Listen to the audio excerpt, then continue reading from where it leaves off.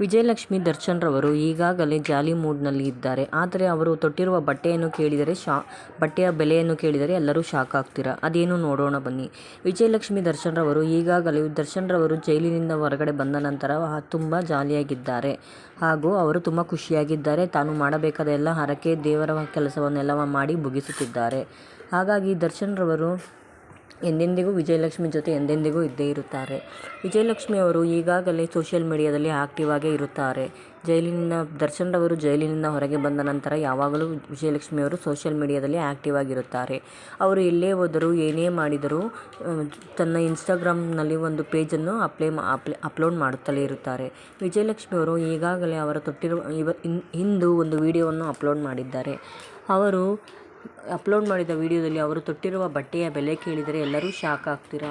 ಅವರು ಹಾಕಿರುವ ಕುರ್ತಾ ಗೌನ್ನ ಬೆಲೆ 28,000 ಬೆಲೆ ರೂಪಾಯಿಗಳು. ಹಾಗಾಗಿ ಹತ್ತಿಗೆ ಎಂದೆಂದೂ ಯಾವಾಗಲೂ ಒಂದೇ ಥರ ಟೇಸ್ಟ್ ಇಲ್ಲ. ಯಾವಾಗಲೂ ಚೆನ್ನಾಗಿ ಬಟ್ಟೆಯನ್ನು ಪರ್ಸನ್ನು ಧರಿಸುತ್ತಲೇ ಇರುತ್ತಾರೆ. ಅವರ ವ್ಯಕ್ತಿತ್ವವೇ ಬೇರೆ.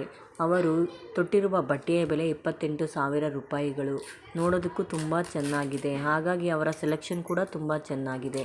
ಯಾವಾಗಲೂ ಅವರು ಹೀಗೆ ಎಲ್ಲವನ್ನು ಆಕ್ಟಿವ್ ಆಗಿರುತ್ತಾರೆ. ತುಂಬ ಚೆನ್ನಾಗಿ ಇನ್ಸ್ಟಾಗ್ರಾಮ್ ಪೋಸ್ಟನ್ನು ಕೂಡ ಅಪ್ಲೈ ಮಾಡುತ್ತಲೇ ಇರುತ್ತಾರೆ. ಹಾಗಾಗಿ ಎಷ್ಟು ಹೊಟ್ಟೆ ಹುರಿದುಕೊಂಡಿರುತ್ತಾರೋ ಪವಿತ್ರ ಗೌಡರವರು ಗೊತ್ತಿಲ್ಲ.